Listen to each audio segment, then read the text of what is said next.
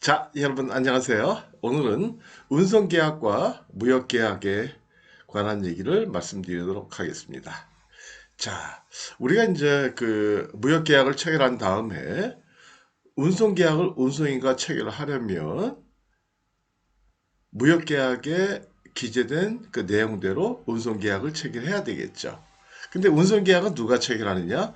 셀러가 체결하느냐? 바이어가 체결하느냐? 이거는 정확하게 인커텀즈 조건이 뭐였냐에 따라 가지고 그건 당연하게 그 다음에 그건 저절로 저절로가 아니죠. 그거는 당연하게 결정이 된다는 거죠. 그래서 예를 들어 가지고 이 조건이나 F 조건이다. 그러면 운송계약은 누가 체결을 해요? 이 조건이나 F 조건이라면 운송비를 누가 지급을 하죠? 그건 당연히 그건 바이어가 지급을 하잖아요. 그러니까 그때는 바이어가 계약을 체결하는 거고요. 만약에 C 조건과 F 조건이라면 C 조건과 D 조건이라면 죄송합니다. C 조건과 D 조건이라면 그때는 당연히 운송계약은 셀러가 체결해야 되겠죠. 그건 이해가 되시죠? 이해가 안 되시면 제가 강의한 내용 중에 인커텀즈 부분을 다시 한번 강의를 들으시면 돼요. 예. 거기에 확실하게 제가 말씀을 드려놨거든요. 근데 또 걱정스러운 마음에 말씀을 드리면 운송 계약은 정리해드리면 인컴 텀즈 조건에 따라 가지고 그건 자동적으로 결정이 되는 거다. 그래서 인컴 텀즈 조건, E 조건이나 그러니까 EXW 조건이나 F 조건 그러면 FCA 그 다음에 FAS, FOB 요 세 가지 조건이라면 당연히 운송계약은 누가 체결한다? 그거는 바이어가 체결한다는 거죠. 왜요? E 조건이나 F 조건일 때는 운송비를 바이어가 지불하도록 되어 있잖아요. 운송비라는 건 주된 운송비. 해상운임이면 해상운임, 항공이면 항공운임은 바이어가 지불하도록 되어 있잖아요. 그러니까 당연히 인커텀즈에 보면 운임을 운송인한테 지불하는 사람이 운송계약을 체결하도록 그렇게 되어 있다고요. 이해가 되시겠죠? 그 다음에 C 조건이나 D 조건은 C 조건이라는 거는 코스트잖아요. C가 cost and freight. 그쵸? 그러니까 당연히 운송비를 누가 지불을 해요? 어, 셀러가 지불하는 거죠. 수출상이. 그러니까 당연히 운송계약도 운송비를 운송인한테 지불하는 셀러가 체결한다라는 거죠. 자, 그러면 오늘 이제 말씀드린 내용은 무역계약과 운송계약. 주제가 이건데요. 당연히 무역계약에서 체결된 무역계약에서 서로 간에 셀러 바이어가 합의한 내용대로 운송계약을 체결해야 된다라는 거죠. 그래서 운송계약이라는 거는 무역계약에 대한 종속계약이라는 거죠. 무슨 말이에요? 무역계약을 이행하기 위해서 당연히 운송계약을 체결해야 되니까 무역계약에 기재되어 있는 그러니까 셀러 바이어가 체결한 그 제품 거래에 관한 무역계약 중에서 운송에 관한 내용을 그대로 적용을 해서 운송계약을 운송인과 체결해야 되겠다라는 거예요. 이해가 되시겠죠?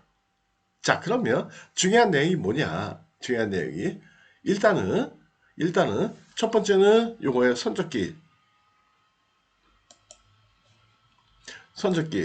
SD라고 얘기하죠. 이건 꼭 기억하셔야 돼요. 선적기를 SD라고 얘기해요. shipping date. 그러니까 우리 한국 사람끼리 얘기할 때도 그냥 SD라고 얘기해요. 무역하는 사람들은. SD가 언제니? 이렇게 얘기하는 거죠. 선적기일이 언제야? 이렇게 얘기하는 사람 별로 없어요.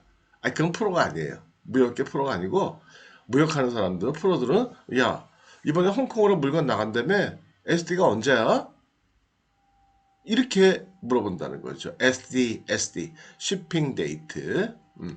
보통 이렇게도 얘기해요. 최종 선적기, latest shipping date. 근데 이 latest란 말을 쓰는 거는요, 이건 되게 이제 서류상에, 예를 들면 뭐 LC나 뭐 이런 데 보면 latest shipping date 이렇게 써요. latest라는 말을 쓴다는 거죠. 근데 보통 그냥 shipping date 그렇게 얘기해요. 그러니까 그 말이 그 말이에요.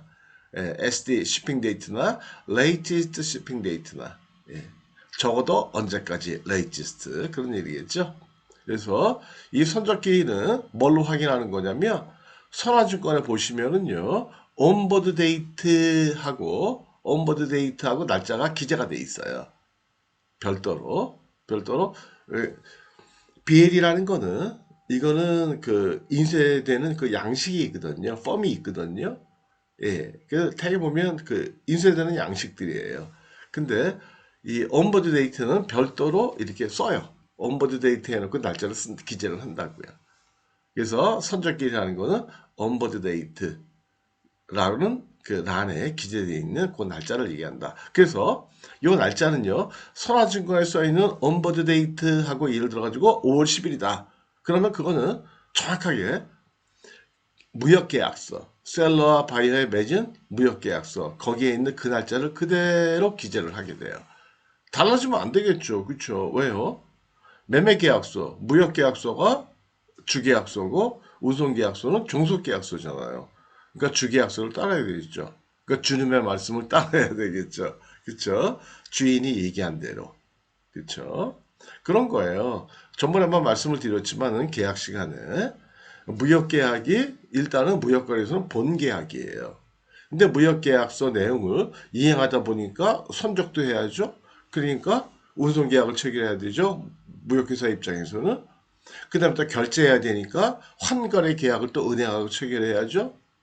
그 다음에요. 또 통관해야 되니까 통관에 관한 계약을 체결을 하죠. 그 다음에 또 보험에 관한 계약을 체결하죠. 이런 것들은 다 종속계약이라는 거예요.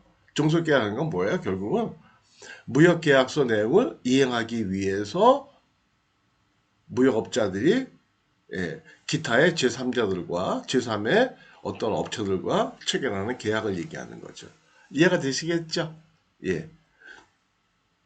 그 다음에 운송 방법에 대해서 그다음 두 번째는 운송 방법에 대해서 협의를 해야 된다. 그 다음에 계약서에 써야 된다는 거고. 그 다음에 선적항 중요하죠. 그래서 계약서에 써 있는 대로 그 항구에서 선적을 해야 되겠죠. 그러니까 BL에 그렇게 기재가 되는 거죠. 기재가 되는데 어떻게 그 항목의 제목이 기재가 되어 있냐? Port of Loading, Portable Loading, POL 이렇게 되어 있다는 거예요. 기억하셔야 돼요.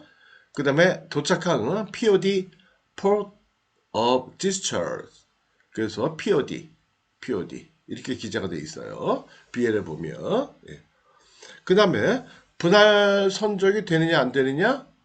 이거는 뭐 BL에는 안 돼 있죠. BL에는 그게 이제 표시는 안 되는데 계약서에는 당연히 표시해야 되겠죠.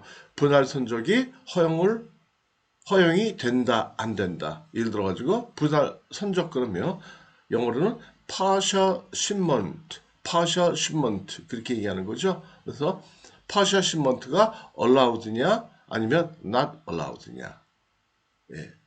특별히 신용장 거래할 때는요.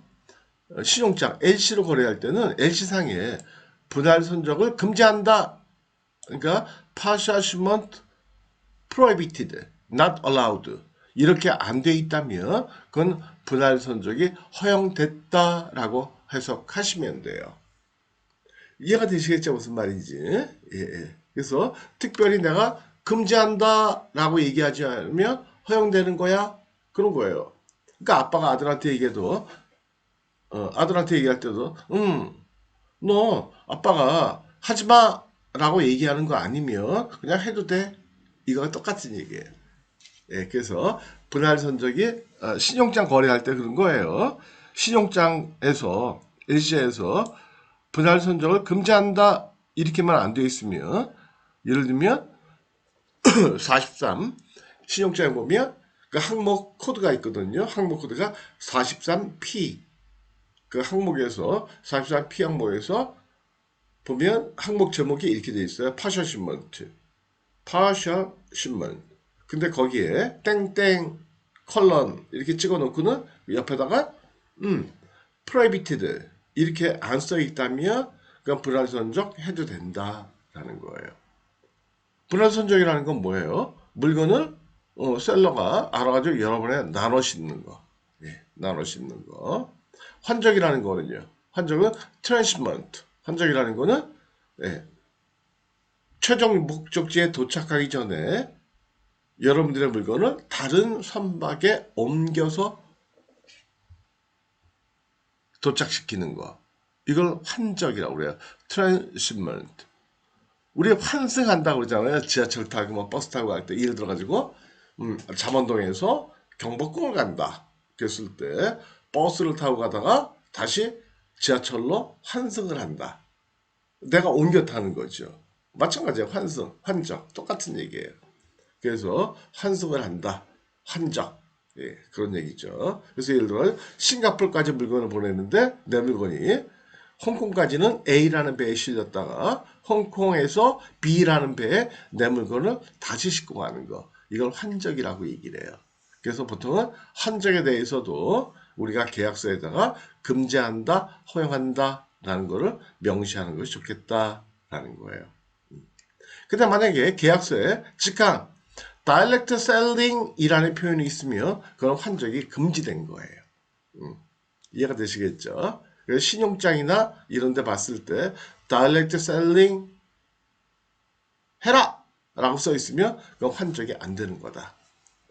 그 다음에 인커텀즈와 무역 운송 어떤 관계가 있느냐? 이런 거예요.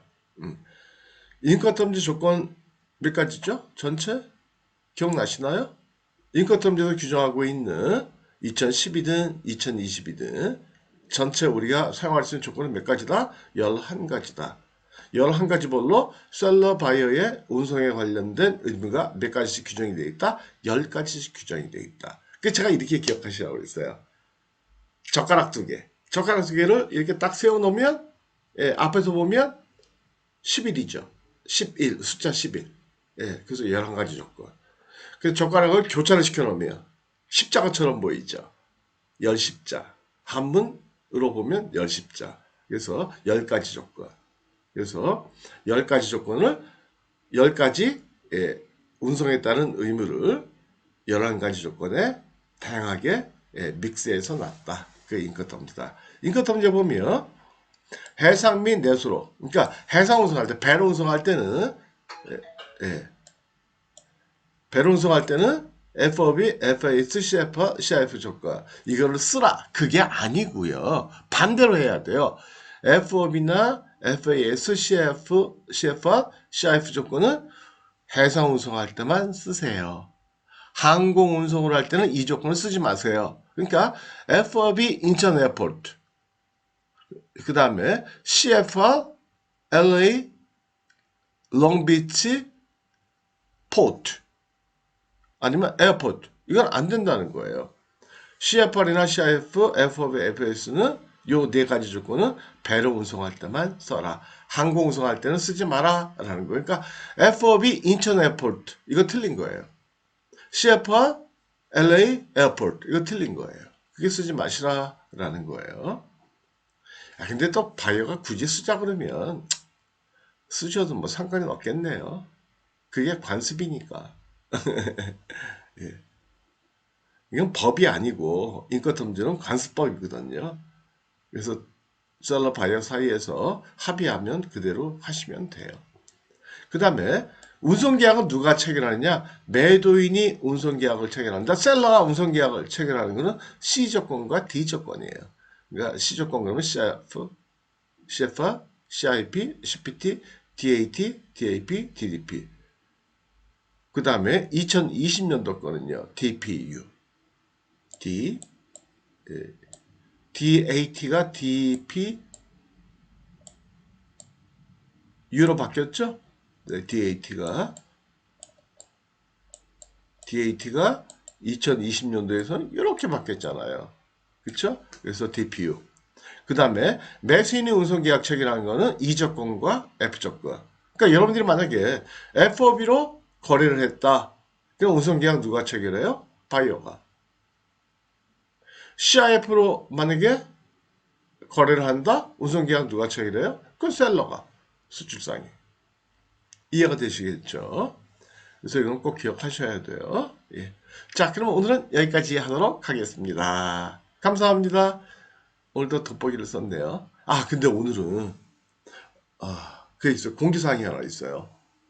예, 앞으로는 저기 일요일 날 예, 주님의날 롤데이에는 예, 강의를 안 하도록 하겠습니다. 예. 저 해외에서 그 강의 들으시는 분들이 가끔 계세요. 근데 어떤 한 분이 연락 오셨어요. 매일매일 듣고 계시대요. 너무 감사하죠. 눈물이 날 정도로. 예. 막 힘이 나고 막 그래요. 아우, 진짜 맨날 해야 되겠다. 근데 부탁하시더라고요. 매일매일 듣는데, 일요일은 한번 쉬세요. 그렇게 말씀하시더라고요. 예. 왜냐면, 본인도 들으실 때 안 들면 찝찝하고, 안 들으시면 찝찝하고, 예, 뭔가 개운치 않고, 그 다음에 또 저도 일주일 내내 1년 360일 강의하는데 힘들 것 같으니까 저도 생각하시고 그러신 것 같아요. 그래서 그게 맞는 것 같다라는 생각이 들더라고요. 그래서 앞으로는 일요일 날은 강의를 예, 하지 않는 걸로 그렇게 하도록 하겠습니다. 그래서 월요일부터 토요일까지 그 대신 조금 더 확실하게 강의하도록 좀 더 쉽게 강의하도록 하겠습니다. 예, 마치겠습니다. 감사합니다. 네, 감사합니다.